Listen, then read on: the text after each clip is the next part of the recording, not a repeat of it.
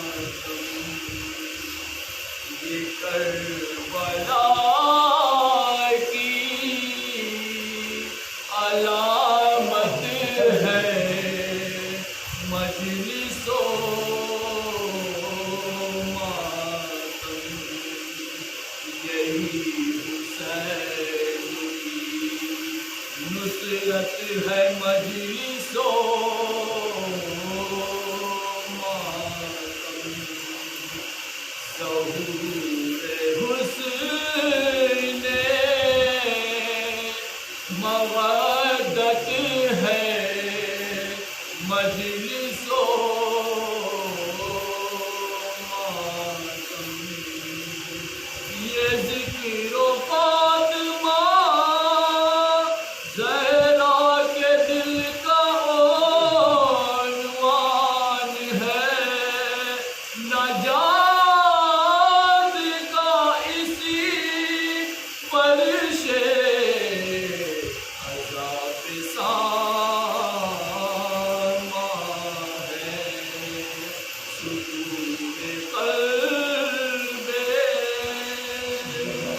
جزاک اللہ.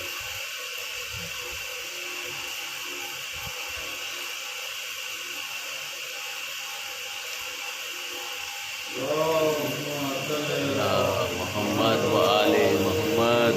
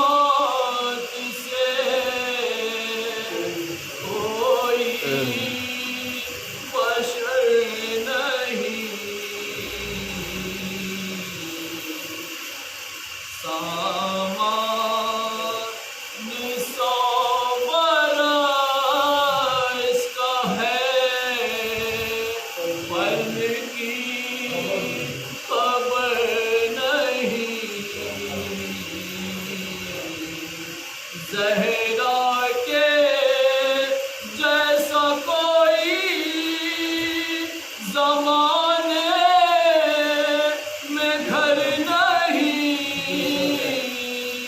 جس جا بغیر اذن ملک کا گزر نہیں.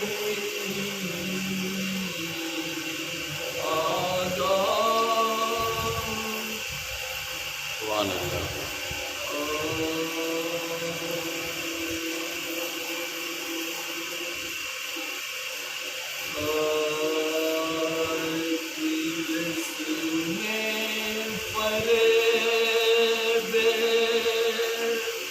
نظر ٹوٹتا ہے دل میں فریب، نظر ٹوٹتا ہے غرور ہوا کا زر ٹوٹتا ہے. پھل سے کہاں روٹیاں ٹوٹتی ہیں، پھل سے کہاں روٹیاں ٹوٹتی ہیں. علی سے تو خیبر کا در ٹوٹتا ہے، دل میں فریب. جزاک اللہ.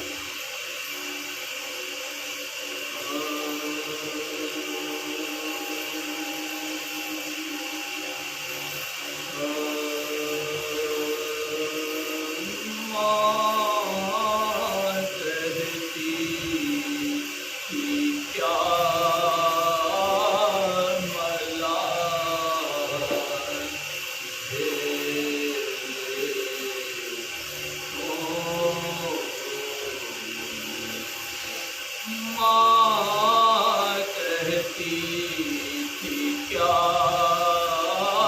ملا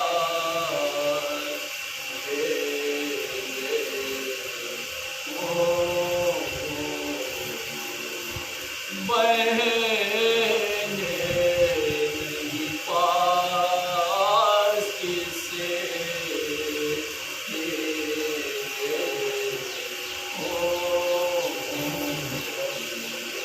ماں کہتی تھی کیا یہ رات اندھیری اور وہ ڈراؤنا جنگل، اصغر میرے قبر میں اکیلے ہو. ماں کہتی تھی کیا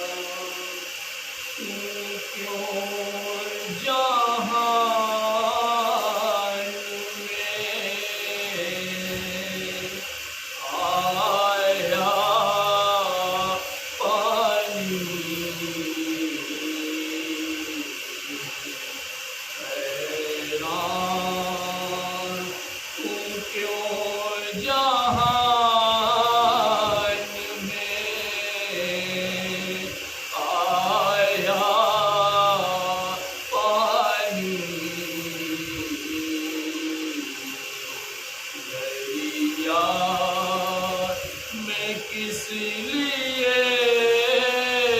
ہے سمایا پانی اے ابر ہزار سال برسے تو کیا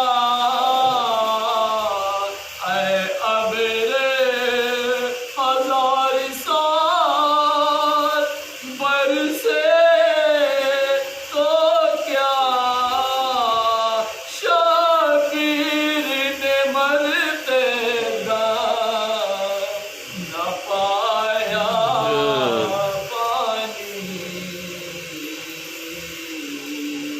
حیران جزاک اللہ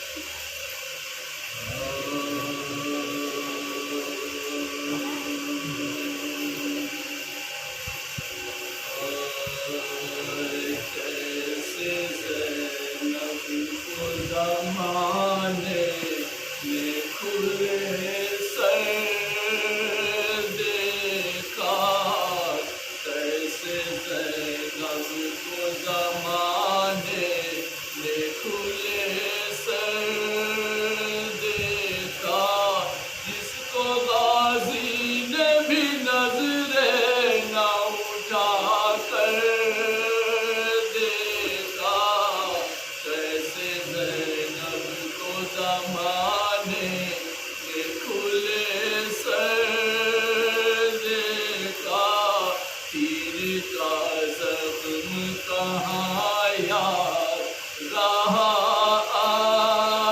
عسکر کو تیر کا زخم کہاں یاد رہا عسکر کو ماں کو جب شام میں کھاتے ہوئے پتھر دیکھا ماں کو جب شام میں کھاتے ہوئے پتھر دیکھا ہاتھ سجاد نے آنکھوں پہ سکینہ کی رکھے ہاتھ سجاد نے آنکھوں پہ سکینہ کی رکھے پانی پیتا ہوا جب شام کا لشکر دیکھا پانی پیتا ہوا جب شام کا لشکر دیکھا کم نہ تھی شمر کے خنجر سے نظر لوگوں کی کم نہ تھی شمر کے خنجر سے نظر لوگوں کی چین نیزے سے بہن کو تہ خنجر دیکھا کیسے زینب کو جزاک اللہ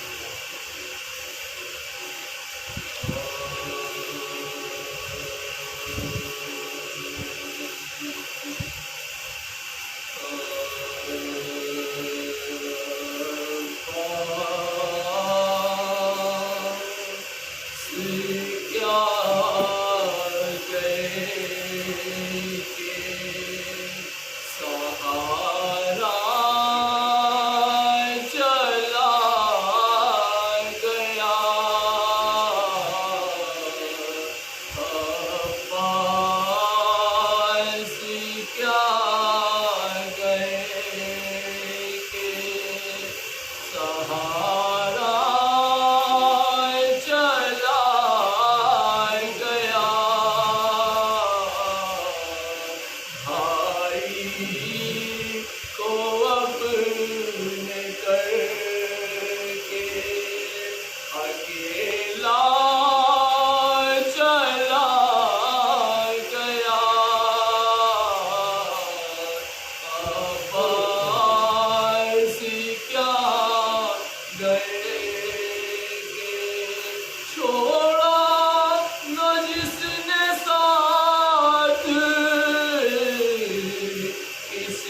موڑ پر کبھی ہو گئے جدا بدن سے وہ سایہ چلا گیا پاس کیا گئے کہ ایک خط زمین پہ کھینچ کے نیزے کی نوک سے فوجیں لئی کو روکنے والا چلا گیا عباس کیا گئے کہ شبیر پوچھتے رہے مقتل کی خاک سے تو ہی بتا کدھر میرا سکا چلا گیا عباس کیا گئے کہ آنکھیں اسی کو ڈھونڈ رہی ہے حسین کی جو لے کے سارے گھر کا اجالا چلا گیا عباس کیا گئے یہ گئے کہ روئے لاش عباس پر حسین غربت میں ہائے میرا اثاثہ چلا گیا عباس کیا گئے کہ کاوش قلم کی نوک سے رودا دے کربلا جو بے خبر تھے ان کو سناتا چلا گیا عباس کیا گئے کہ بسم اللہ الرحمن الرحیم صلی اللہ علیہ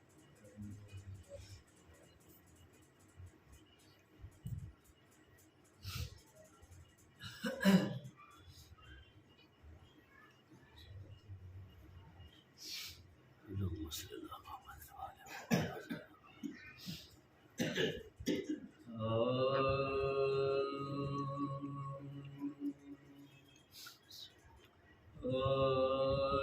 جب راہ حق میں کر چکے اکبر کو بھی نثار جب راہ حق میں کر چکے اکبر کو بھی نثار لائے حسین ہاتھوں پہ ایک طفل شیر خوار دن کو ہوا قران مہو مہر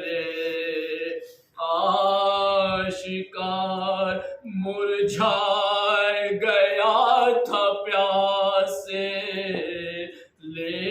لیکن وہ گو گزار رب کے جو اشک سرور گردون سریر کے پانی سمجھ کے کھل گئے لب اس صغیر کے جب راہ حق میں کر چکے لے کر چلے جو رن کی طرف شاہ نامدار انجام کے خیال سے تھا قلب بے قرار دھوپ آئی گول بدن پہ تو جلدی بحال زار دامن ابا کا ڈھانپ دیا منہ پہ ایک بار پہنچے تو نہر دیکھ کے صدمے بڑے ہوئے آگے ادو کے سر کو جھکا کر کھڑے ہوئے جب راہ حق میں کر چکے بچہ جو تشنگی سے ہوا جاتا تھا نڈھال تھا غم سے آپ دل شاہ خوش خصال اللہ رے جوش الفت فرزند خستہ حال کوثر کے خود خصیم تھے لیکن کیا سوال اظہار درد دل نے زبش ہوش کھو دیے پتھر کا قلب تھا مگر آدھا بھی رو دیے جب راہ حق میں کر چکے دی حرملا کو بھی یہ خبردار نے خبر آیا حضور قبلہ عالم کی رسل بولا ابا اٹھائیے یا شاہ بیروبر کیا بے زباں کا حال ہے دیکھوں تو ایک نظر دامن اٹھا دیا تو بہت غیر حال تھا گردن ڈھلی تھی ذوق سے بچہ نڈھال تھا جب راہ حق میں کر چکے سنتا تھا کب کسی کی ستم پیش و شریف اس رقمہ بڑھا کے رہا آپ گوشگی کافی زمین رس گیا صدمے سے چرخ پیر اصغر کا حلق تاکہ مارا شقی نے تھی پیکان ظلم پار جو گردن سے ہو گیا فرزند بوتراب کا جیسن سے ہو گیا جب راہ حق میں کر شہ نے اٹھایا ہاتھ صبح چرخ ناگہاں تھرا کے آسمان صدا دی کہ علامہ رکھیے مواب بہرے خداوند ان کو جان آیا ادھر یہ خون اگر سرور زمان ہر ذی حیات پانی کو طرز زمین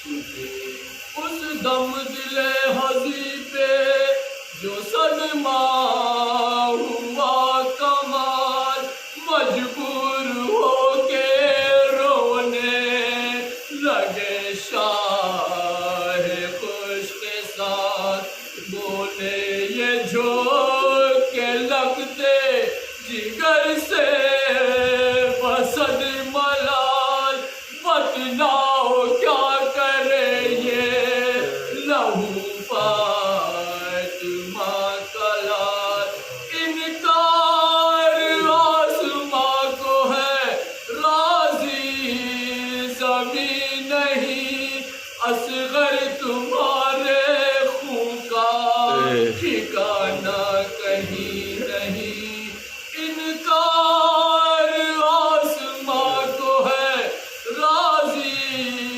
زمین نہیں، اصغر تمہارے خون کا ٹھکانہ کہیں نہیں، جب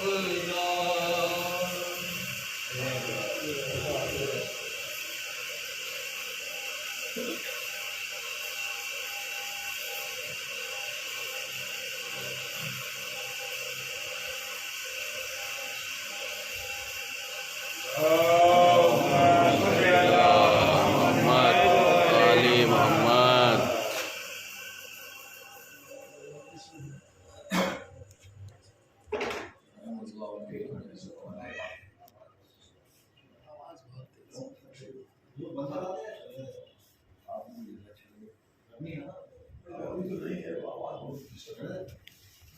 بند رہنے دیجیے، ٹھیک ہے.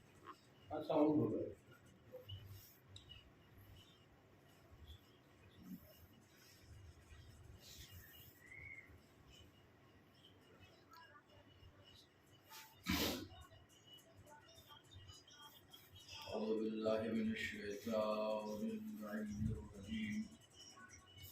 بسم الله الرحمن الرحيم. ولا حول ولا قوة إلا بالله توكلت على الحي الذي لا يموت والحمد لله الذي لم يتخذ ولدا ولم يكن له شريك في الملك ولم يكن له ولي من الذل وكبره تكبيرا. اللهم صل على محمد وعلى محمد. السلام والتحية والإكرام على النبي الأمي المكي المدني القرشي الهاشمي وعلى ملة البيضاء وسراج الليلة الظلمة أول الأدد وصاحب العبد أبي القاسم. اللهم صل على محمد وعلى محمد.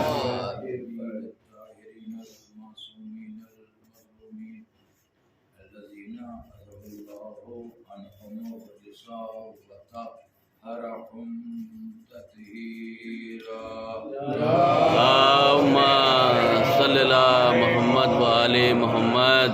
على آبائهم وقتلتهم وغاصبي حقوقهم ومنكر فضائلهم أجمعين من الآن إلى قيام يوم الدين آمين رب العالمين.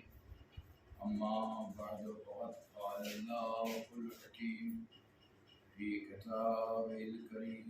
بسم الله الرحمن الرحيم. لقد خلقنا الإنسان في أحسن تقويم ثم رددناه أسفل سافلين إلا الذين آمنوا وعملوا الصالحات فلهم أجر غير ممنون. اللهم صل على محمد وعلى محمد. اور ان کی یہ آیات ان کے ذہن میں متواتر اپنے معروضات نظر سماعت کرنے کا شرف حاصل کر رہا ہوں.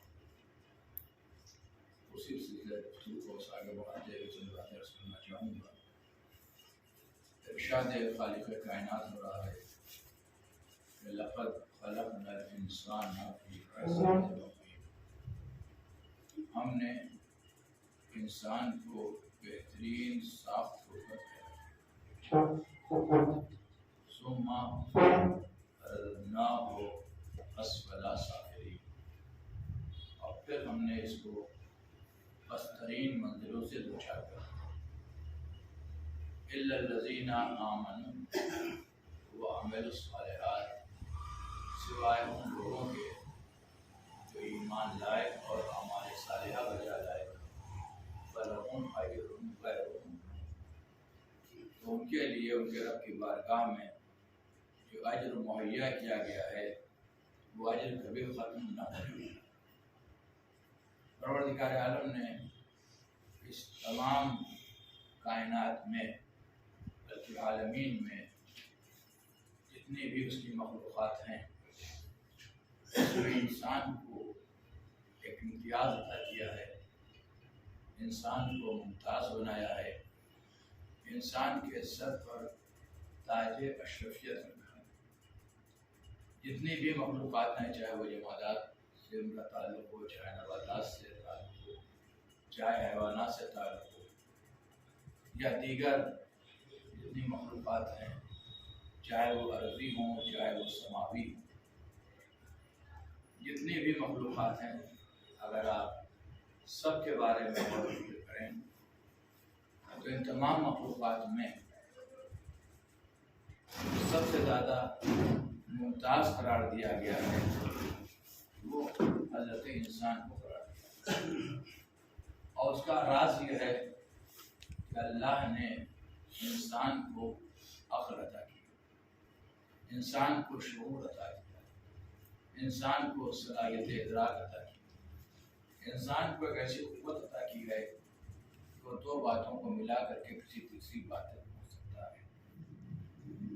गोया इंसान से मुतालबा है कि हमने तुम्हें अक़ल अता की है और इसी की बुनियाद पर हमने तुम्हें मुमताज़ करार दिया है, तो तुम्हारी अच्छी तरह से जिम्मेदारी होना चाहिए कि तुम समझ लो कि जो अक़ल का एक लफ्ज़ है जो बहुत ज़्यादा मारूफ है, बहुत ज़्यादा बोला जाता है, कसरत से इस्तेमाल होता है, और एक ऐसा लफ्ज़ है कि दुनिया में कोई इंसान आपको ढूंढने से नहीं मिलेगा जो अपने को गैर आक़िल करे। हर एक का ये दावा है कि हमारे पास अक़ल पाई जाती है, हम नहायत अक़लमंद है, हमसे ज़्यादा ज़ी-शऊर कोई नहीं है, हमसे ज़्यादा अक़लमंद कोई नहीं है। यानी एक ऐसा जौहर है इसका नाम अक़ल है। हर इंसान ये दावा करता है कि हमारे पास वो अक़ल पाई जाती है, लेकिन सवाल ये पैदा होता है हमारे पास वाक़ईन अक़ल पाई जाती है या नहीं पाई जाती है। इसलिए कि हमने चालाकी को अक़ल का नाम दे दिया, अय्यारी को अक़ल का नाम दे दिया, मक्कारी को अक़ल का नाम दे दिया। मैंने अपनी किसी मजलिस में अर्ज़ किया था, बराबर तकरार कर रहा हूँ इस बात पर कि हमने जो अक़ल की तारीफ़ समझी है और जो लोगों के सामने बयान करते हैं वो मुख्तसरन ये है कि अपने मकसद को, अपने टारगेट को, अपने हदफ को हमें अचीव कर लेना है। रास्ता चाहे जो भी, चाहे वो हदफ सही रास्ते से मिले या वो हदफ गलत रास्ते से मिले, अगर हमने अपने हदफ को पा लिया चाहे सही रास्ते से या गलत रास्ते से, तो हम अपने को अक़लमंद तसव्वुर करते हैं। लेकिन इस्लाम ने जो अक़ल की तारीफ़ हमारे सामने पेश की है वो ये नहीं है, बल्कि सादिक़ आले मोहम्मद इरशाद फरमाते हैं मोहम्मद वाले मोहम्मद,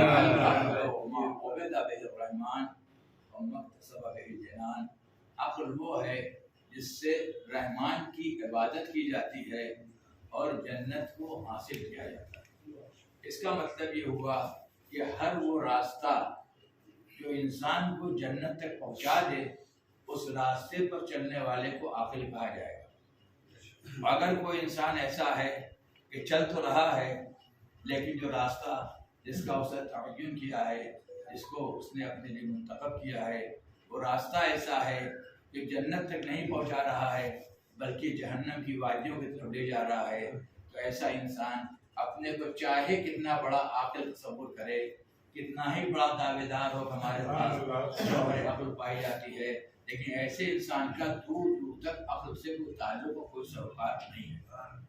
اور جنت کے حصول کے لیے یہ دونوں لفظ جو ہے اسی حدیث میں موجود ہے کہ العقل ما عبد بہ الرحمن و مکتسب بہ الجنان، عقل وہ ہے جس سے معبود کی، رحمان کی، خدا برحق کی عبادت کی جائے اور جنت کو حاصل کیا جائے۔ اس کا مطلب یہ ہے کہ جنت کا حصول ناممکن ہے جب تک انسان دین کے تقاضوں کو پورا نہ کرے۔ اور جب بات یہاں تک آ گئی کہ جب تک دین کے تقاضوں کو پورا نہ کیا جائے، یہ لفظ بدل کر کہنے دیجئے، دین نے ہمارے لیے اس زندگی میں جس راستے کا تعین کیا ہے، اگر ہم اس راستے پر چلتے رہے تو یقیناً ہم ایک نہ ایک دن اس منزل کو طے کر لیں گے اور ہماری منزل کا نام جنت ہوگا۔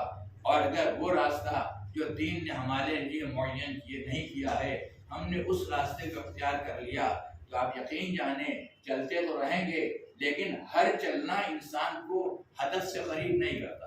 ایک سوال بھیجے محمد صلی اللہ محمد و آل محمد۔ میرا گھر قریب خانہ رانی منڈی میں ہے، رانی منڈی پورب کے سندھ میں، یعنی یہاں سے پورب کے سندھ میں ہے۔ اب ہم چلنا شروع کر دیں پشچم کے سندھ میں یا اتر کے سندھ میں یا دکشن کے سندھ میں، اور اس کے بعد یہ سوچیں کہ چلنے کے نتیجے میں ہم اپنے گھر پہنچ جائیں گے، یقین جانیں جتنا زیادہ ہم چلتے جائیں گے اتنا زیادہ اپنے گھر سے یعنی اپنی منزل سے دور ہوتے جائیں گے۔ تو ہر چلنا انسان کو ہدف تک نہیں پہنچاتا جب تک کہ صحیح راستے پر انسان کے قدم آگے نہ بڑھے۔ ایک صلوات بھیجیں محمد۔ کہیں سے بھی غلط راستے کا تعین کر لیا، ہم لاکھ کوشش کرتے رہیں، اپنے کو سوچوں پہ ڈالتے رہیں، مسائل میں ڈالتے رہیں، پریشان رہیں، اور جب بھی کوئی ہم سے کہے جناب آپ کا ہدف کیا ہے؟ کہ ہدف میرا جنت ہے، کیا آپ دیکھ نہیں رہے میں چل نہیں رہا ہوں؟ تو ہر چلنا انسان کو جنت تک نہیں پہنچائے گا جب تک کہ وہ قدم راہ دین پر نہ ہو۔ اور جب بات راہ دین کی آ گئی تو پھر جس بات کی میں برابر وضاحت کر رہا ہوں اسی کو تھوڑا سا آگے بڑھا کر کے، جب بات دین کی آ گئی، العقل ما عبد بہ الرحمن، دین نے جو طریقہ عبادت اور جو طریقہ بندگی ہمیں سکھایا ہے، جب ہم اس بتائے ہوئے طریق پر عبادت کریں گے اور اس طریقے سے بندگی کریں گے تو یہ سلیقہ اور یہ طریقہ ہمیں جنت سے قریب کر دے گا۔ یعنی جب تک اللہ کی عبادت نہیں ہوگی اس وقت تک جنت کا تصور نہیں ہوگا، اور جیسے جیسے اللہ کی عبادت ہوتی جائے گی اور ہم برق عبادت پروردگار ہوتے جائیں گے اتنا ہی زیادہ ہم جنت سے قریب ہوتے جائیں گے۔ اور جب بات یہاں تک آئے گی اور پھر کسی نے پوچھا کہ جناب یہ مفہوم عبادت کیا ہے، تو جو عبادت کی صورتیں ہیں موٹے طور پر نماز پڑھ لیجیے اور روزہ رکھ لیجیے اور حج کرنے چلے جائیے اور زکوٰۃ دے دیجیے اور خمس نکال دیے وغیرہ وغیرہ، اس کو پیش کر دیا جاتا ہے۔ یقیناً یہ سب عبادتیں ہیں، میرے کہنے کا مقصد کہیں سے یہ نہیں ہے کہ نماز عبادت نہیں ہے، روزہ عبادت نہیں ہے، یہ سب عبادت کی صورتیں ہیں، لیکن اصل عبادت نہیں ہے۔ اصل عبادت یہ ہے کہ اللہ کی مرضی معلوم کی جائے اور اس کے سامنے سر تسلیم کو جھکا دیا جائے۔ صلوات بھیجے محمد محمد و آل محمد۔ 2-3 روز پہلے اپنی مجلس میں میں نے کہا تھا ہو سکتا ہے کہیں پر نماز کا نہ پڑھنا عبادت ہو، اور اس کی میں نے آپ کے سامنے مثالیں بھی دی تھی، ورنہ مصلی پر آ گیا، وضو بھی کر لیا، تکبیرۃ الاحرام بھی کہہ دی کہ اتنے میں ایک شور اٹھا کہ پڑوس میں گھر میں آگ لگ گئی ہے، اگر میں اپنی نماز کو مکمل کروں گا تو ممکن ہے کہ وہ آگ شدید ہو جائے اور وہ شدید آگ کسی مرد مومن کی زندگی کو ضائع کر دے، کسی کو شدید نقصان پہنچ جائے، اس کی حیات خطرے میں پڑ جائے، تو وہ نماز جس کی اتنی زیادہ شریعت میں تاکید کی گئی ہے، اسی شریعت نے، اسی دین نے آواز دی کہ نماز توڑ دو، مصلی کو چھوڑ دو اور دوڑ کر کے ایک انسان کی زندگی کو بچا لو۔ اگر تم نے ایسا کر لیا تو جس نے کسی ایک نفس کو بچا لیا اس نے گویا کہ تمام عالمین کو بچا لیا۔ صلوات بھیجے محمد صلی اللہ محمد و آل محمد۔ پہنچنے کے بعد یعنی ہمیں بہت ہی باشعور ہونا چاہیے، بے شعوری کے عالم میں نہیں ہونا چاہیے، ہمیں اچھی طرح سے ہر لمحے غور کرنا پڑے گا کہ کون سا عمل اس وقت مطلوب خالق ہے. اب یہاں سے گفتگو شروع کر رہا ہوں. کون سا عمل مطلوب خالق ہے؟ جب مطلوب خالق عمل کا پتہ لگ جائے تو پھر اسی راہ پر چلنے کا نام عبادت ہے. خدا اگر نماز پڑھنے کے لیے کہہ دے تو نماز پڑھنا عبادت، چھوڑنے کے لیے کہہ دے تو چھوڑنا عبادت. ماہ رمضان میں روزے کا حکم دیا، روزہ رکھنا عبادت. شدید بیمار پڑ گئے، اب وہی خدا یہ کہہ رہا ہے کہ اب چھوڑ دو، اگر رکھیں گے تو گنہگار ہوں گے. یعنی وہ خدا جس نے اب سے پہلے روزے کو رکھنا ہمارے لیے عبادت قرار دیا تھا، اب وہی یہ کہہ رہا ہے کہ اس کو چھوڑ دو. صاحب استطاعت ہو، حج بیت اللہ کے اوپر جانا عبادت، لیکن اگر بیماری اتنی شدید ہو جائے کہ وہاں تک پہنچنے کا امکان نہ ہو، اب اس کے بعد کوئی صاحب یہ کہے نہیں ہم تو جائیں گے چاہے مر جائیں، تو شریعت نے آواز دی نہیں اب جانے کی ضرورت نہیں ہے، انتظار کیجئے، خدا سے دعا کیجئے، سال آئندہ صحت یاب ہو جائیے گا تو چلے جائیے گا. اسی لیے استطاعت کے زمرے میں صحت بھی ایک شک پائی جاتی ہے. پیسہ تو بہت ہے لیکن صحت ہی نہیں ہے، جا ہی نہیں سکتے، تو قانون بدل جائے گا. کہنے کا مطلب یہ ہے جیسے جیسے حالات تبدیل ہوں گے ویسے ویسے طریقے عبادت بھی بدلتا چلا جائے گا. ایک انسان ہے، اس کی ذمہ داری ہے کہ مثلا کھڑے ہو کے نماز پڑھے، حالات تبدیل ہو گئے، شریعت نے کہا بیٹھ کے پڑھو اور تبدیل ہو گئے، کہا لیٹ کے پڑھو اور تبدیل ہو گئے، کہا اشارے سے پڑھو. جیسے جیسے حالات تبدیل ہو گئے طریقہ عبادت ہے جو بدلتا چلا گیا. اگر ہم اسی اسپرٹ کو اچھی طرح سے سمجھ لیں تو آپ یقین جائیں گے کہ زندگی کے 365 دن میں ایک لمحہ ایسا نہیں آئے گا جو ہم راہ عبادت سے دور ہوں.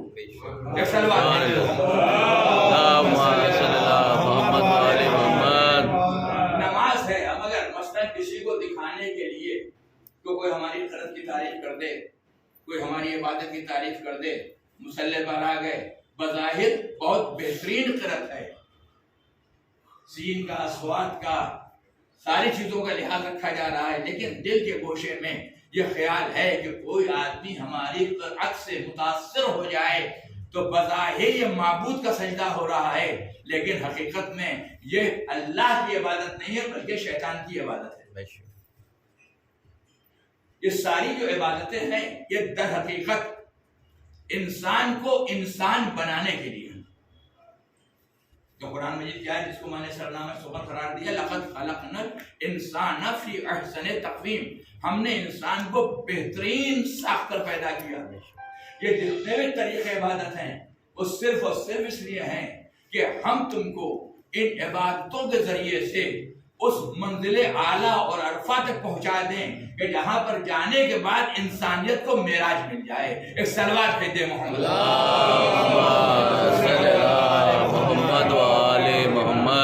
اب یہ مثلا یہ عزاداری ماہ محرم کا چاند فلک پر نمودار ہوا، اور جب سے فلک پر چاند نمودار ہوا ہے ہم سب مصروف رضا ہیں. یہاں مجلس ہے، وہاں مجلس ہے، یہاں فرش رضا ہے، وہاں فرش رضا ہے، یہاں شبی برآمد ہوگی، یہاں نظر مولا ہے، وغیرہ وغیرہ. یقیناً یہ سارے کام وہ ہیں، سارے امور وہ ہیں جو مستحسن ہیں، بے پناہ اس کا ثواب ہے. لیکن اگر اسی میں جذبہ ریا شامل ہو جائے اور دل میں یہ خیال پیدا ہو جائے کہ مثلا یہ مجلس ہو رہی ہے، اس مجلس کے بانی جناب باقر مہندی صاحب ہیں، انہوں نے مجھ سے بہت خاص طور سے کہا ہے اگر میں اس مجلس میں شریک نہیں ہوا تو باقر مہندی صاحب کہیں گے بھائی ہم نے سال میں ایک مجلس کی اور اس میں بھی آپ نہیں آئے. ہم مجلس میں بھی آ گئے، شرکت بھی کر لیا، سب کچھ ہو گیا، لیکن ذہن اور خانہ ذہن میں محترم باقر مہندی صاحب ہیں، مولا نہیں ہے، خدا نہیں ہے. تو مجلس میں تو آ جائیں گے، اب کسی کو کیا پتا کہ ہمارے دل میں کیا ہے، ہمارے خیال میں کیا ہے، ہماری فکر میں کیا ہے. دل اور فکر کا جاننے والا تو صرف اور صرف پروردگار ہے. ہمیں کسی کی نیت پر حملہ کرنے کا بھی حق نہیں ہے. میں تو فقط مقام مثال میں، مقام تمثیل میں یہ بات کہہ رہا ہوں. اگر خدا نخواستہ یہ تصور پیدا ہو جائے تو بظاہر مجلس ہو جائے گی، مجلس میں شرکت ہو جائے گی، مجلس میں ہم آ جائیں گے، لیکن ویسا ثواب بہرحال نہیں ملے گا. اس لیے جو مطلوب خالق ہے، جو مطلوب مولا ہے، اس سے عمل دور ہو رہا ہے. اب اسی کو تھوڑا سا ہم نے گھما دیا، ذہن میں خیال پیدا ہوا کہ باقر مہدی صاحب نے مثلا مجلس کی ہے، ان کے سال کی ایک مجلس ہے، انہوں نے مدعو کیا ہے. ہمارے امام کا یہ قول ہے کہ مومن کی دلجوئی کرو. اگر تم نے کسی مرد مومن کو راضی کر لیا تو گویا مجھے راضی کر لیا. یہ کسی برے کام کے لیے نہیں بلا رہے، مجلس اعضا کے لیے بلا رہے ہیں. مجلس کے بعد میں شبیہ تعبد بھی برآمد ہوگی. جو کام ہے ان کا مستحسن ہے، ذکر مولا کے لیے بلا رہے ہیں تو ہم مجلس میں بھی جائیں گے، اور جب مجلس میں جائیں گے تو ذکر مولا بھی ہو جائے گا، چند قطرہ اشک بھی آنکھوں سے روا ہو جائیں گے، ماتم بھی ہو جائے گا، شبیہ کی زیارت بھی ہو جائے گی، اور ایک مرد مومن کی دلجوئی بھی ہو جائے گی. جیسے یہ خیال تبدیل ہوا اب ثواب نور علی نور ہو گیا. ایک صلوات بھیج دے محمد صلی اللہ محمد والے محمد. کہنے کا مقصد صرف یہ ہے کہ ذرا سا ہمیں اپنی فکر کو تبدیل کرنا ہوگا. اگر ہم اپنی فکر کو تبدیل کر دیں تو روزمرہ کے جو ہمارے امور ہیں، یہ روزمرہ کے امور جن کو ہم دنیا سے متعلق کرتے ہیں، یہ سب کے سب عبادت میں تبدیل ہو جائیں گے. ایک صلوات بھیج دے محمد صلی اللہ محمد والے محمد. میں آپ کے سامنے اس کی تکرار کر دیتا ہوں. ہمارے آپ کے چھٹے امام کا زمانہ ہے، محمد والے محمد. ذکر مولا ہے، ذکر سرکار سید الشہداء ہے، کچھ خدا کا بیان، کچھ مولا کا بیان، کچھ دین کا بیان، کچھ ضروریات دین کا بیان. لیکن امام صادق کا زمانہ ہے، آپ ایک راستے سے گزر رہے ہیں، دیکھا ایک شخص ہے جو اپنا مکان بنوا رہا ہے، اور جو مکان بنوا رہا ہے تو دیواریں بلند ہو گئی ہیں، اور اس بلند ہوئی دیواروں کے اوپر وہ ایک کھڑکی رکھ رہا ہے، روشن دان رکھ رہا ہے. امام رکے، رکنے کے بعد کہا بھائی یہ روشن دان کیوں لگوا رہے ہو، یہ کھڑکی کیوں لگوا رہے ہو؟ کیا مولا اس لیے لگوا رہے ہیں تاکہ جب یہ کھڑکی کھول دی جائے اور رات کو ہم سوئیں تو ٹھنڈی ہوا آئے گی، جب ٹھنڈی ہوا آئے گی تو نیند اچھی آئے گی. ہم سے بھی اگر کوئی پوچھے گا تو ہم یہی کہیں گے وینٹیلیشن اچھا ہو جائے. تھوڑا سا لفظ بدل جائے گا، جب وینٹیلیشن اچھا ہوگا تو یہ صحت کے لیے مفید ہوگا. مگر فکر وہی ہوگی جو اس شخص کی فکر ہے. اسے فوراً کہا کہ کھڑکی سے ہوا اچھی آئے گی، روشن دان سے ہوا اچھی آئے گی، اور ہوا اچھی آئے گی تو رات میں نیند اچھی آئے گی. تو امام ٹھہرے اور ٹھہرنے کے بعد کہتے ہیں افسوس ہے لوگوں کی عقلوں پر، اس لیے کہ ان کو تو نیت کرنے کی بھی تمیز نہیں ہے. صلوات بھیج دے محمد صلی اللہ محمد والے محمد. عقل انسان کو کہاں پہنچاتی ہے؟ ان کو تو نیت کرنے کی بھی تمیز نہیں ہے. شخص جیسے ہی انہوں نے سنا، سننے کے بعد وہ فوراً محو حیرت ہو گیا کہ مولا یہ کیا کہہ رہے ہیں، ہم نے کوئی فعل حرام کر لیا، کوئی غلط کام کر لیا، کوئی فعل مکروہ کر لیا، لیکن مکان بنوا رہے ہیں، حلال پیسے بنوا رہے ہیں، دیوار اٹھوائی ہیں، کھڑکی لگوا رہے ہیں. سچی بات یہ ہے کہ ہوا اچھی آئے اس لیے کھڑکی لگوا رہے ہیں. کوئی غلط بات ہم نے نہیں کیا، کوئی غلط بیانی نہیں کی. تو مولا نے یہ کہا کیوں؟ ہاتھوں کو جوڑا، مولا کیا ہم سے کچھ غلطی ہو گئی ہے؟ کیا غلطی نہیں ہوئی ہے. اگر تو اپنی نیت کو تھوڑا سا تبدیل کر دیتا تو ٹھنڈی ہوا خود بخود آتی، اور آپ کے زبان میں وینٹیلیشن بہتر سے بہتر ہوتا، نیند بھی اچھی آتی. لیکن یہ عمل تیرا عبادت بن جاتا. اب آپ دیکھیے اسلام میں مفہوم عبادت ہے کیا؟ یہ عمل کھڑکی لگوانا، یہ تیرا عمل عبادت بن جاتا. کہا مولا وہ کیسے؟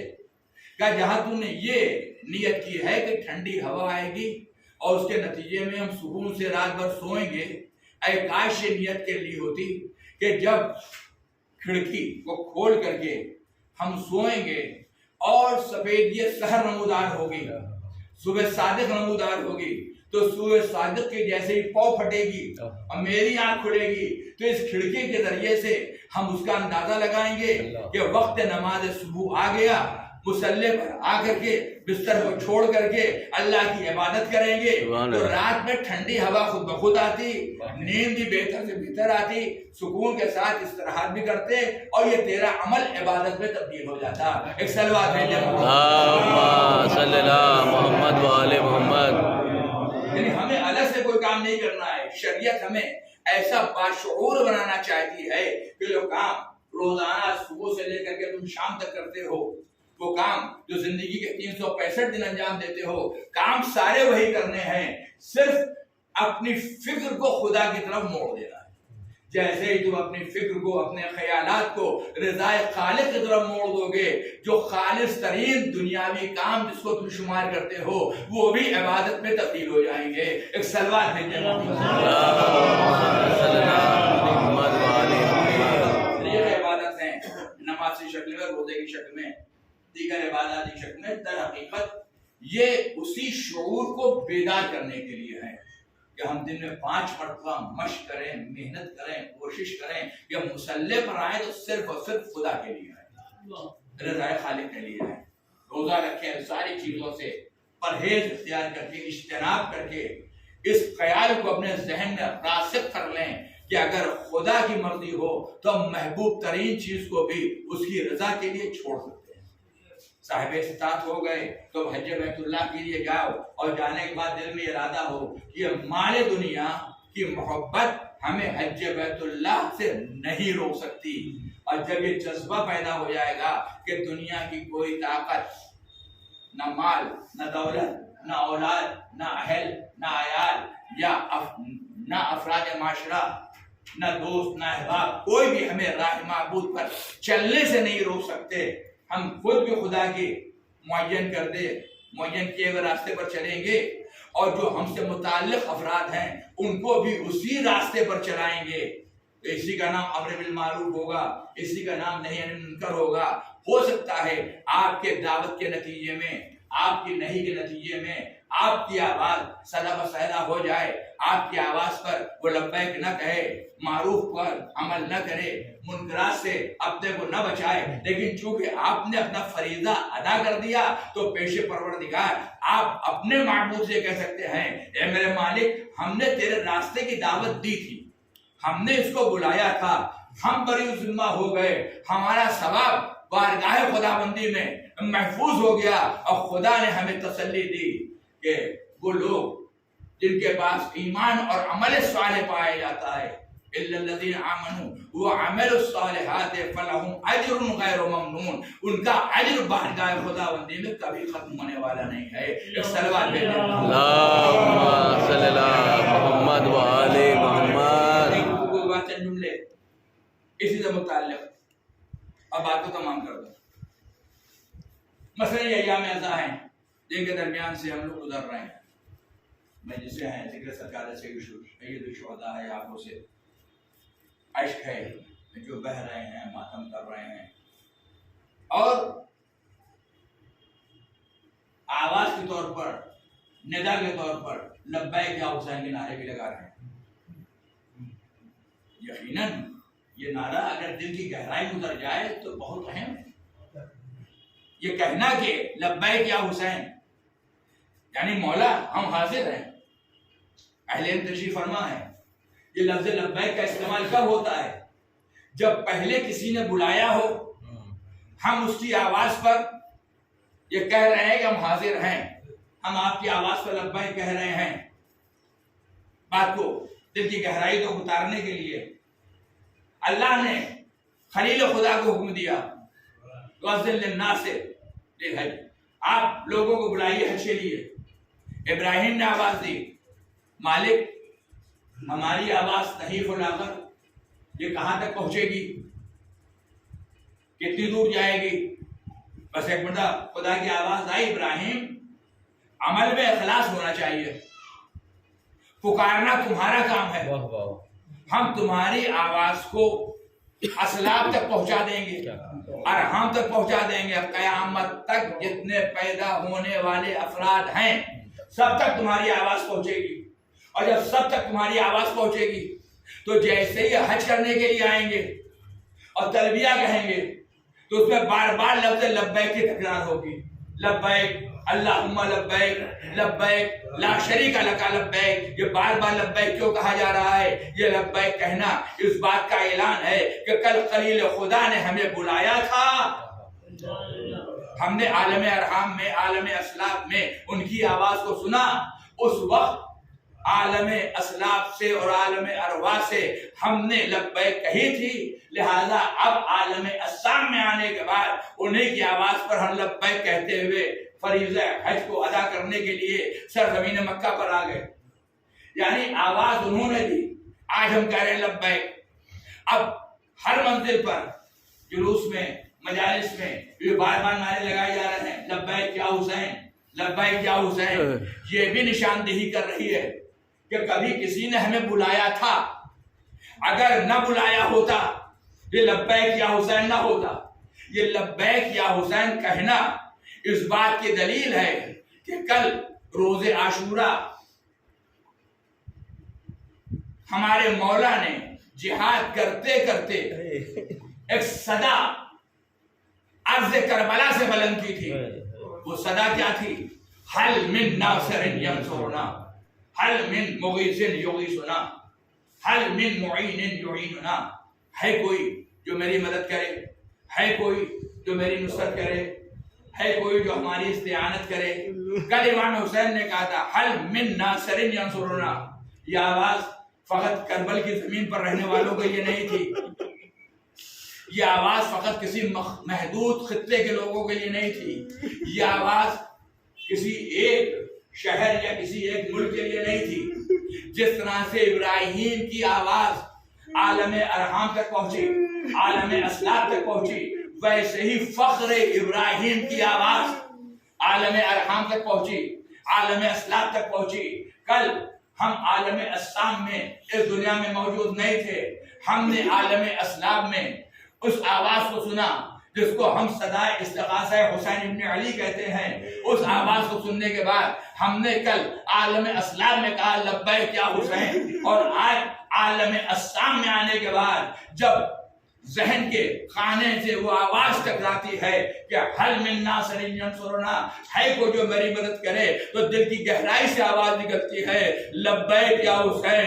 مولا ہم کربلا میں نہ تھے، ہم آپ کی شہادت سے تقریباً 1400 سال بعد پیدا ہوئے ہیں، لیکن آج بھی ہم صدائے استغاثہ پر، آپ کے بلانے پر لبیک کہنے کے لیے تیار ہیں.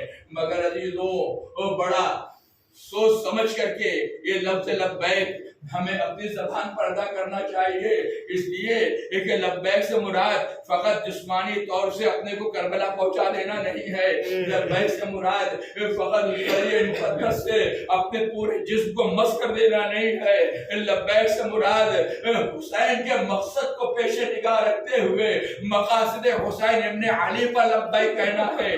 عزیزوں، مجلسوں میں جو ہم بیان کرتے ہیں یہ کربلا میں یہ ہوا، کربلا میں یہ ہوا، اکبر کے سینے میں برچی لگ گئی، قاسم کے جسم نازل پر گھوڑے دوڑ گئے، اصغر کے گلے پر تیر لگ گیا، خیموں میں آگ لگ گئی، زینب کے سر پہ چادر چھن گئی. عزیزوں، یہ سب تو وہ درد ہے کہ جب ہم اس داستان غم کو اور اس خونی داستان کو سنتے ہیں تو خدا کی قسم آنکھوں سے بے ساختہ آنسو جاری ہو جاتے ہیں. اس لیے کہ یہ ہے درد کربلا، لیکن یہ ہمارے دل کا درد ہے کہ کربلا میں حسین کا خاندان تاراج کر دیا گیا، باب زہرا لوٹ لیا گیا، خیموں میں آگ لگا دی گئی. یہ ہمارا درد ہے. حسین کا درد کیا ہے کہ نانا کا دین اپنے اصلی قد و قال پر باقی رہے. تو حسین آواز دے رہے حل من ناصر ینصرنا، ہے کوئی جو میری مدد کرے. گویا حسین کی آواز آج بھی فضائے کائنات میں گونج رہی ہے. کون ہے جو میرے مقصد میں میرا معین و مددگار ہو؟ اگر کوئی حسین کے مقصد میں حسین کا معین و مددگار ہے اور عملی طور پر ان مقاصد کو اس کو بچانے کے لیے امام حسین نے کربلا میں قربانی دی تھی. صبح ہے تو اس کی نگاہ اسی مقصد پر ہے، دوپہر ہے تو اس کی نگاہ اسی مقصد پر ہے، شام ہے تو اس کی نگاہ اسی مقصد پر ہے، ہر لمحے حیات میں اس کی نگاہ اسی مقصد پر ہے. تو چاہے وہ زبان سے نہ کہے لبیک یا حسین، لیکن بدن کے سے سرزد ہونے والے ہر عمل سے یہ آواز آ رہی ہے لبیک یا حسین، مولا اگر آپ نے دین کو بچانے کے لیے اپنی قربانیاں دی ہیں تو ہم دین کی پابندی کریں گے، یہ عملی اعتبار سے لبیک یا حسین ہے۔ مولا اگر شہزادیوں کے سر سے کربلا میں چادر چھین لی گئی ہے تو ہم اپنے گھر کی خواتین کو پابند حجاب کریں گے، جیسے ہی ہمارے گھر کی خواتین پابند حجاب ہو جائیں گی یہ فوراً ہی عملی اعتبار سے آواز ہوگی لبیک یا حسین۔ مولا آپ نے جھوٹ کے خلاف اقدام کیا تھا، ہم اپنی زندگی میں جھوٹ کو داخل نہیں ہونے دیں گے، جیسے ہی ہم جھوٹ سے گریز کریں گے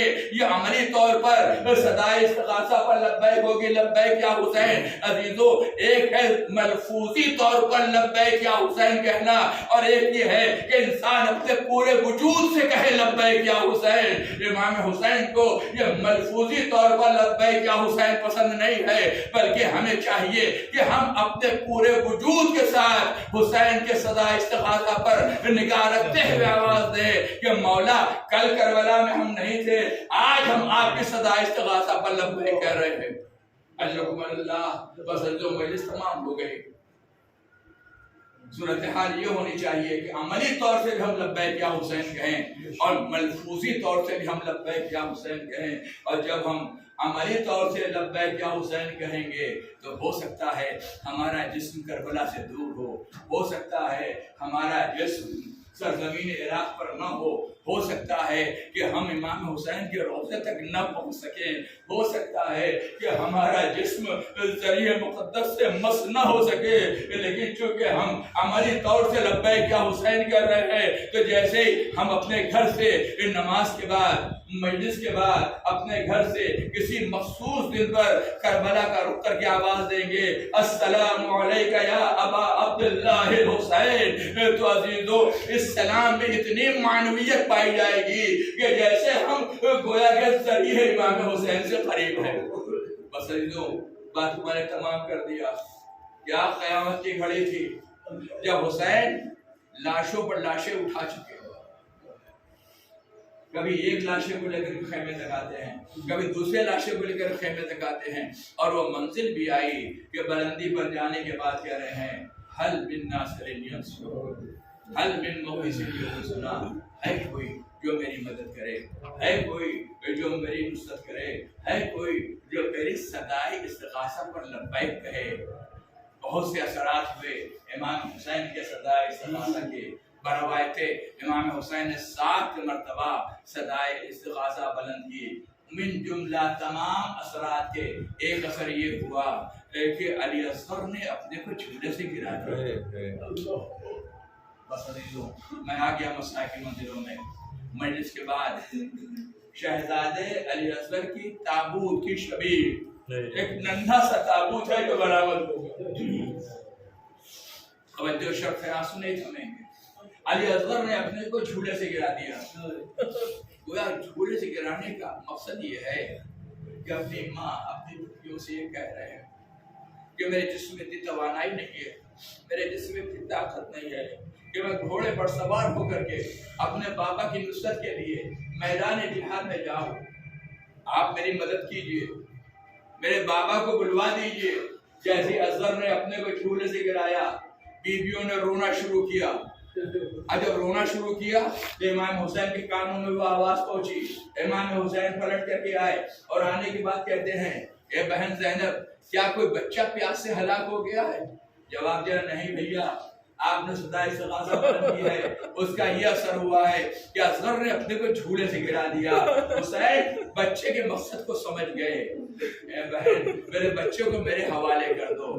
جناب زینب نے جناب علی اصغر کو امام حسین کے حوالے کیا۔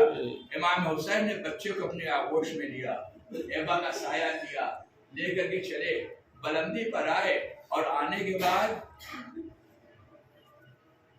ظالموں سے کہہ رہے ہیں یہ قوم جفاکار، اس کی ماں کا دودھ خشک ہو گیا، یہ بچہ بہت پیاسا ہے، اس کے ہونٹ پپیائے ہوئے ہیں، اس کی زبان اینٹ چکی ہے، اگر ہو سکے تو اس کو پانی پلا دو۔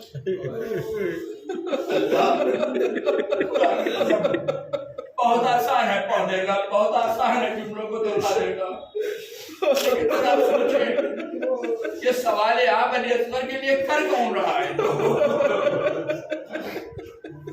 یہ ساقی کوثر کا لال ہے تو اصغر کے لیے سوال آپ کر رہا ہے، اگر ٹھوکر مار دے تو چشمہ جاری ہو جائے، لیکن اپنی بے کسی کو بتانے کے لیے اور ان کے ظلم کو آشکار کرنے کے لیے کہ کیسے ظالم ہے، کیسے درندے ہیں، کیسے شقی اور خلق ہے، نہیں مجھے ایک جملہ کہنے دیجیے جہاں تک میں نے اپنی جہادت کے اخلاق کے ساتھ محدود مطالعے کی بنیاد پر کہتا ہوں، میں نے بہت ڈھونڈا کہ امام حسین نے اس سوال کے علاوہ کسی کے سامنے 10 کا سوال دراز کیا ہو، مجھے نہیں ملا کہ کبھی امام حسین نے، یعنی دنیا امام حسین کے سامنے سوالی بن کر کے آئی ہے، ہر ایک سوال کو پورا کرنے والے کا نام ہے حسین۔ نہیں مجھے کہنے دیجیے جس نے ہمیشہ لوگوں کے سوالوں کو پورا کیا، ہر کے سوال کو پورا کیا، جو جس نے مانگا اس کو عطا کرتے رہے، اس کو سوال آپ کرنا پڑ رہا ہے، اب وہ بھی اپنے 6 ماہ کے بچے کو۔ عزیزو خدا نہ کرے کسی شریف انسان کو کسی کے سامنے ہاتھ پھیلانا پڑے، اور اگر کچھ ایسی مجبوری آ جائے کہ سوال کرنا پڑے، ہاتھ پھیلانا پڑے، تو میں دعا کرتا ہوں پڑھنے والے جب بھی ہاتھ پھیلانے کی نوبت آئے تو کسی شریف النفس کے سامنے ہاتھ پھیلے، کسی ذلیل انسان کے سامنے ہاتھ نہ پھیلے۔ اللہ رے حسین کی مصیبت کہ کائنات کے اس ذلیل ترین انسان کے، ان زنا زادوں کے سامنے حسین کا سوال، اور سوال بھی 6 ماہ کی جان کے لیے پانی کا سوال۔ خدا کی قسم میں سمجھتا ہوں کہ یہ امام حسین کی اتنی بڑی قربانی ہے، اتنا بڑا امتحان ہے، اور اس کے بعد جب کوئی جواب نہیں ملا تو بچے کو ارض کربلا پر لٹا دیا۔ زمین کربلا کا کیا حال ہے؟ بھن جاتا تھا جب گرتا تھا، داونا تو نہیں کبھی سوچئے گا، اپنے چھوٹے بچوں کو اپنی نگاہوں کے سامنے لائیے، اور اس کے بعد امام حسین کی مجبوری پر نگاہ ڈالیے۔ اگر حالات ہمیں اس منزل تک پہنچا جائیں تو ایک باپ کے لیے کتنا دشوار گزار ہے جو چلتی ہوئی زمین پر بچہ کو لٹا دے، وہ بھی عرب کے صحرا میں۔ کیسے حسین نے لٹایا مجھے نہیں معلوم، زمین پہ لٹایا، اور فوج اشقیاء سے پھر کہتے ہیں اگر تمہیں سمجھتے ہو حسین بچے کے بہانے پانی مانگ رہا ہے، پانی سوال یاد کر رہا، پانی پی لے گا تو آؤ اپنے ہاتھوں سے سیراب کر دو۔ کوئی جواب نہیں ملا۔ جب کوئی جواب نہیں ملا امام حسین نے بچے کو اپنی آغوش میں لیا، اور آغوش میں لینے کے بعد کہتے بیٹا تم بھی تو حجت خدا کے فرزند ہو، اپنی حجت ظالموں پر تمام کر دو۔ جیسے یہ کہا، اب ارباب مقاتل کہتے ہیں کہ علی اصغر نے سوکھی ہوئی زبان سوکھے ہوئے ہونٹوں، مثلا جو مجلس استعمال ہو رہی، سوکھی ہوئی زبان سوکھے ہوئے ہونٹوں پر پھیری۔ نہیں مجھے کہنے دیجیے یہ علی اصغر کا جہاد تھا کہ فوج اشقیاء کی طرف اپنے ہونٹوں کو کمان بنایا اور اپنے زبان کو تیر بنایا، اور اس کا اثر یہ ہوا کہ لوگ رونے لگے، چاروں طرف شور گرجا بلند ہو گیا۔ بلکہ ارباب مقاتل نے یہاں تک لکھا کہ لشکر والے آگے بڑھے، مشکیزے کو لیا، چھاگلوں کو لیا، اور اس کے بعد کہتے ہیں اے پسر احسان اب حسین کی مظلومیت دیکھی نہیں جاتی، ہم بچے کو پانی پلائیں گے۔ یہ کہہ کر کے پورا کا رک گیا، انقلاب کے آثار تھے ظاہر ہونے لگے۔ جب پسر احسان نے یہ دیکھا کہ انقلاب کے آثار ظاہر ہو گئے ہیں تو فوراً کہتا اینا اینا ہرملا افتح کلام الحسین، یہ ہرملا کہا ہے حسین کے کلام کو منقطع کر دے۔ تصور شرف آنسو نہیں تھمیں گے۔ ہرملا آگے بڑھا، چلے کمان میں تیر کو جوڑا، اور تیر کو جوڑنے کے بعد چاہتا ہے کہ بچے کا کام تمام کرے کہ تیر زمین پر گر جاتا ہے، دوبارہ پھر اس نے تیر کو چلے کمان میں جوڑا، چاہا کہ بچے کا کام تمام کرے، پھر تیر زمین پر گر گیا۔ جب 3 مرتبہ ایسا ہی ہوا تو ایک بڑا پسرے ساتھ کہتا ہے فرمولا تو تو بہت بڑا تیر انداز تھا، آج تیری تیر اندازی کو کیا ہو گیا؟ ایک بچے کا کام تمام کرنے میں اتنی دیر؟ بس یہ سننا تھا۔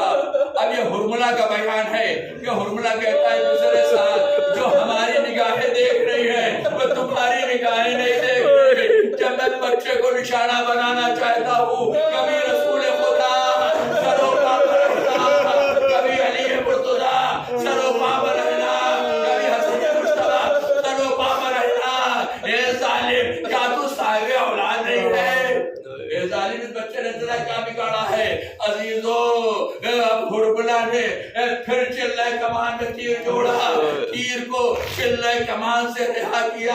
اب ہرملہ کا بیان یہ ہے کہ ہمارا نشانہ تو خطا کر جاتا، اس لیے کہ ہم نے دیکھا کہ بچے کا گلا پست تھا، تیر کی پرواز بلند تھی، لیکن اللہ جیسے ہی بچے نے محسوس کیا کہ ہرملہ کا تیر تیرے باپ کو زخمی کر دے گا، ایک بڑا بچہ ہمکا،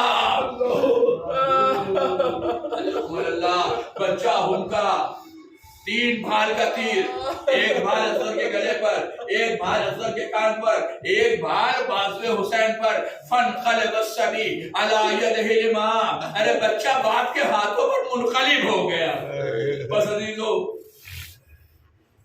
مجلس تمام ہو رہی ہے، امام حسین کی بے کسی، چلو لگا دیا، خون اصغر سے چلو بھر گیا۔ چاہتے ہیں کہ اس خون کو آسمان کی طرف پھینکے۔ آواز آئی حسین اگر اس خون کا ایک قطرہ ہم تک آ گیا تو قیامت تک ایک قطرہ پانی نہیں برسے گا، چاہا کہ زمین کی طرف پھینکے۔ آواز آئی اگر ایک قطرہ زمین تک آ گیا تو قیامت تک ایک دانہ روئیدہ نہیں ہوگا۔ اب میں آپ سے پوچھتا ہوں، ہاتھوں میں خون علی اصغر ہے، زمین نے اس خون کو قبول کرنے سے انکار کیا، آسمان نے بھی اس خون کو قبول کرنے سے انکار کیا۔ آسمان نے کہا اگر ایک قطرہ آ گیا تو قیامت تک پانی نہیں برسے گا، زمین کہہ رہی ہے اگر ایک قطرہ آ گیا تو قیامت تک دانہ نہیں روئیدہ ہوگا۔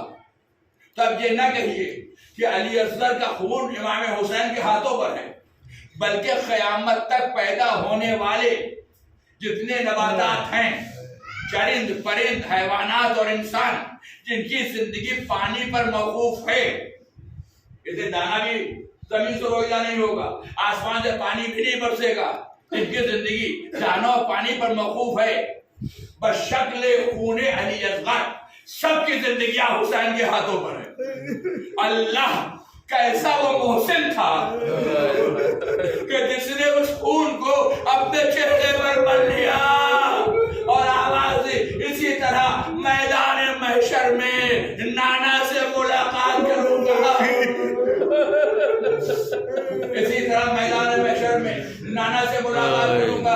یعنی نہ خون علی اصغر کو زمین کے حوالے کیا، نہ خون علی اصغر کو آسمان کے حوالے کیا، اور رہتی دنیا تک کے انسانوں کو آواز دی کہ دیکھو میں تو دنیا سے جا رہا ہوں، میرا بچہ تو ذبح ہو گیا، لیکن تمہیں ہم وقت حیات دیتے چلے جا رہے ہیں۔ اے عزیزو جو ہمارا ایسا محسن ہو جس نے خون اصغر کو اپنے چہرے پر مل کر کے ہمیں زندگی کی بھیک دی ہو، ہم اگر نام حسین پر، نام اصغر پر چند قطرہ اشک بہائیں گے تو یہ معمولی سا نیکی اور حسن عمل ہوگا اس امام حسین کی بارگاہ میں۔ اے مولا اگر آپ نے ہمیں زندگی کی بھیک دی ہے تو جب تک زندہ رہیں گے آپ کا ماتم کرتے رہیں گے۔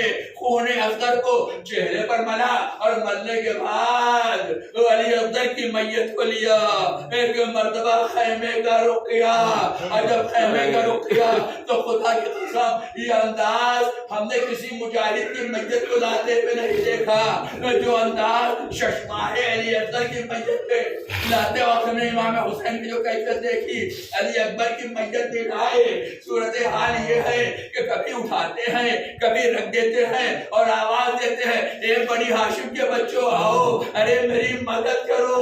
अब्बास का अलम लाए, अलम लेकर के खैमे में चले गए। ए बहन ज़ैनब, अब्बास का लाशा नहीं लाया हूँ, ये अलम लेकर के आया हूँ। भाई की ये वसीयत थी कि मेरे अलम को हमारा जनाजा समझ लेना, लेकिन अल्लाह जाने मासूम अली असगर के जनाजे का वजन कितना था कि हुसैन अली असगर की मैयत लेकर के चले। जब खैमे से करीब आए तो फिर पीछे हट गए, फिर आगे बढ़े, फिर पीछे हटे, 7 मरतबा आगे बढ़े, पीछे हटे। अब कहते जा रहे हैं इन्ना लिल्लाहि व इन्ना इलैहि राजिऊन रज़म बिक़ज़ाइही व तस्लीमन लिअम्रिही। ए मौला, ये तरीका क्यों, ये अमल क्यों अख्तियार किया? अजब नहीं मेरा मौला आवाज दे, सुबह से क्यों भी मुजाहिद मैदान में गया है। ये सारी बीबियां खेमे में जानती है कि मरने के लिए जा रहा है, जिहाद करने के लिए जा रहा है, लिहाजा ज़हनी एतबार से, ज़हनी तौर पर वो लाशे की मुंतजर रहती थी। लेकिन असगर को मैं पानी पिलाने के लिए लेके गया हूँ। माँ ये समझ रही होगी अभी मेरा बच्चा सैराब होकर के आएगा। एक मर्तबा हुसैन ने आवाज दी, ए रबाब आओ, तुम्हारा बच्चा ऐसा सैराब हुआ है कि अब प्यासा नहीं होगा। छिदी हुई मैयत को देखा। एक मर्तबा रबाब ने अजीब जुमला कहा, मिस्लो का आयुन है, ए मेरे लाल, मुझे नहीं मालूम था कि तेरे 100 साल के बच्चे भी रहे।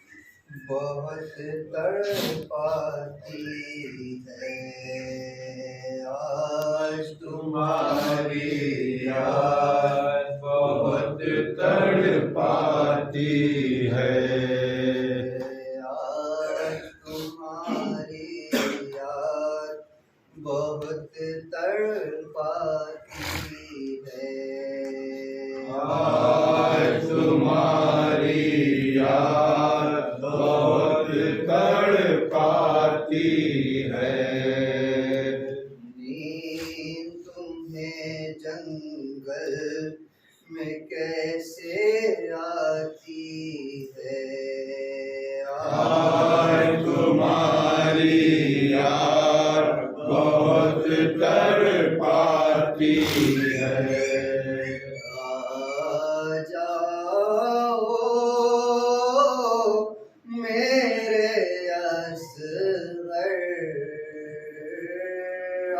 आज तुम्हारी याद, बहुत तड़पाती है आज तुम्हारी याद, बहुत तड़पाती है।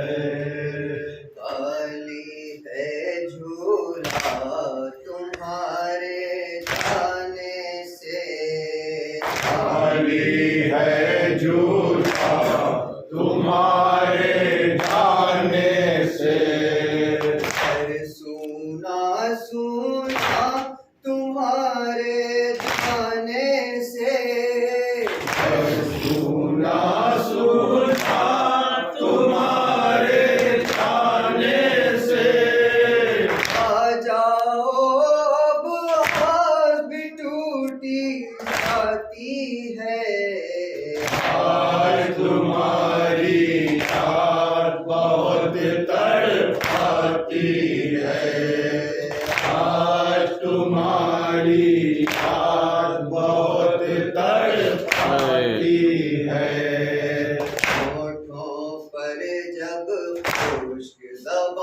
پھیری اصغر ہوٹھوں پر جب خوش لگا پھیری اصغر تیر لگا تھا ہائے تمہاری گردن پر تیر لگا تھا ہائے تمہاری گردن پر ایسے بھی کیا پیاس بجھائی جاتی ہے آج تمہاری یاد بہت تڑپاتی ہے آج تمہاری یاد بہت تڑپاتی ہے میرے اصغر پاس میرے کب آؤ گے میرے اصغر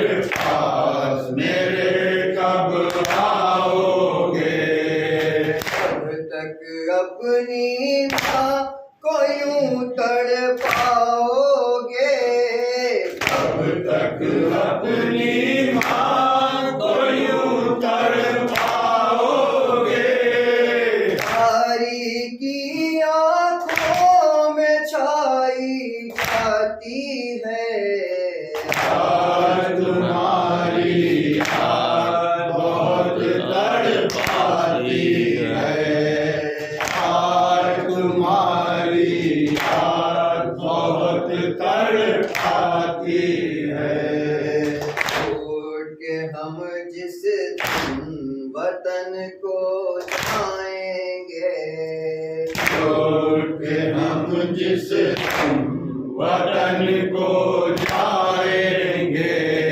کیا کہہ کے صغرا کو ہم سمجھائیں گے کیا کہہ کے صغرا کو ہم سمجھائیں گے خط لکھا تھا اصغر کی آزادی ہے آج تمہاری یاد بہت تڑپاتی ہے آج تمہاری یاد بہت تڑپاتی ہے کوئی نہیں باقی مگر غم باقی ہے کوئی نہیں باقی مگر غم باقی ہے زندہ میں جانا معظم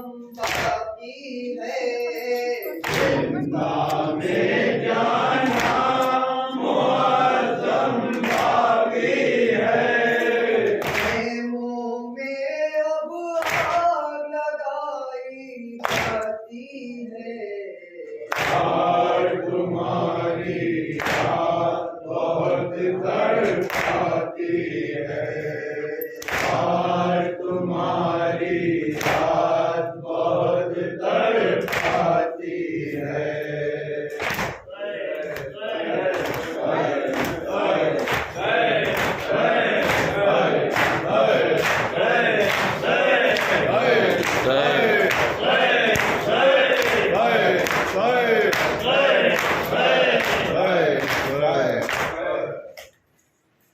السلام علیکم رسول اللہ السلام علیکم نبی اللہ السلام علیکم المؤمنین السلام علیکم یا السلام علیکم السلام علیکم علیکم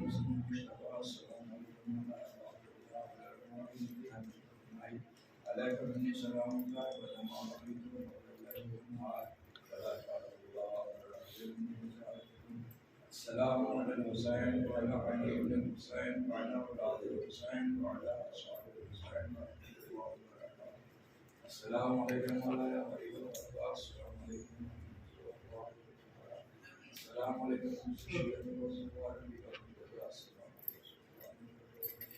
السلام علیکم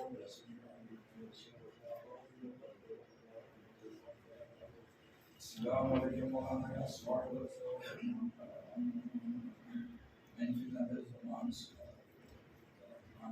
السلام علیکم